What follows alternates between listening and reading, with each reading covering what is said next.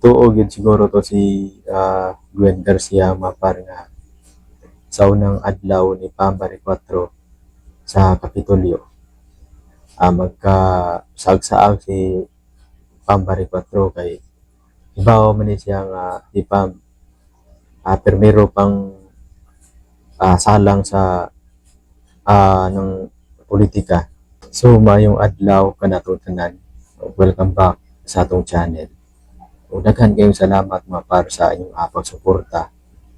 O sa ako ang mga viewers na wala pa nakasubscribe, palihog kong subscribe Mapar para ma-update mo sa atong i-upload ng mga video reaction. So karon Mapar, adlaw karon nga Martes, July 1, ikaduhang adlaw sa pag-alingkod ni Pambari 4 sa Kapitolyo Mapar. Kung sama sa akong giingon na si Gwen Garcia wala mo pakita nga to gahapon, bisan na lang unta o kanang respetar na lang unta o para na lang unta sa mga katawhan, kay mas maayo magyud unta to nga siya mismo ang mo turn over sa dakong yawi sa Kapitolyo o sa mga dokumento Mapar para formal gyud unta ba nga siya gyud para gani dili sa bastos paminawon. Nagtuo gyud siguro to si Gwen Garcia Mapar nga sa unang adlaw ni Pambari 4 sa Kapitolyo.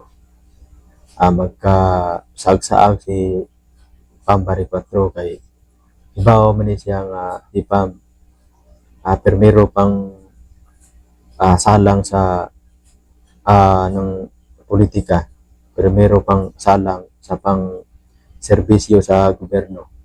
Nagtuo gyud si Gwen Garcia nga masaag gyud si kanang Pambari 4. Pero sa unang adlaw pa lang gani ni Pambari 4 sa Kapitolyo Mapar, nakalagda naman gani siya o kanang 12 ka executive orders nga iyang gipirmahan. So nagpasabot lamang kana na wala siya maglisod, wala siya magkasaag-saag. Pasabot ni ana mga par nga successful ang unang adlaw niya nga paglingkod sa Kapitolyo. Pero pasalamat sa nga naasay ni agak niya diha sa Kapitolyo kay naaman sad si Kuan na si S. Durano. Si S. Durano mga par former Secretary Tourism, mao kini ang muagak ni Pambari 4 diha sa Kapitolyo kay eksperyensyado man sa ni si S. Durano Mapar. Mayom sa ni si S. Durano, dili sa ni siya korap nga pagkapolitiko. Gani nakalagda magani dayon si Pambari 4 og 12 ka executive orders, CR sa South Bus Terminal katong CR sa North Bus Terminal. Ipatuman na niya na Mapar nga wala na ibayad, libre na mogamit ang mga kaigsuonan nato nga mga manguli sa probinsya.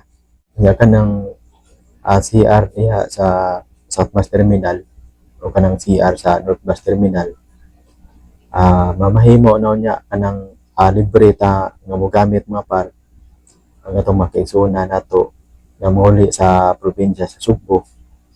Libre na ug wala na naibayad.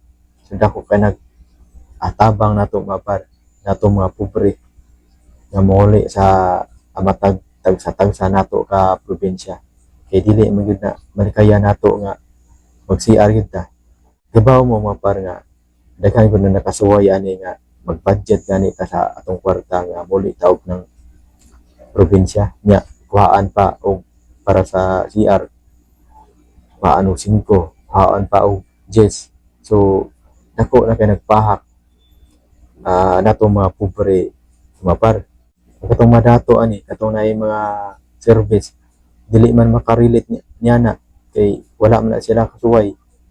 Kitang mga pobre nga nakasuway na nga nakarelate niya na makaingon kita nga dili gid maayo nga pabayron ta. So karon pasalamat ang Mapar nga nidaog si Pambari 4 unya libre na unya kanang mga CR ya sa South Bus Terminal o CR sa North Bus Terminal. So daghan kayong salamat Mapar sa inyong pagsuporta sa channel. And then paliw kung subscribe nga par para ma-update mo sa atong mga upload ng mga video react.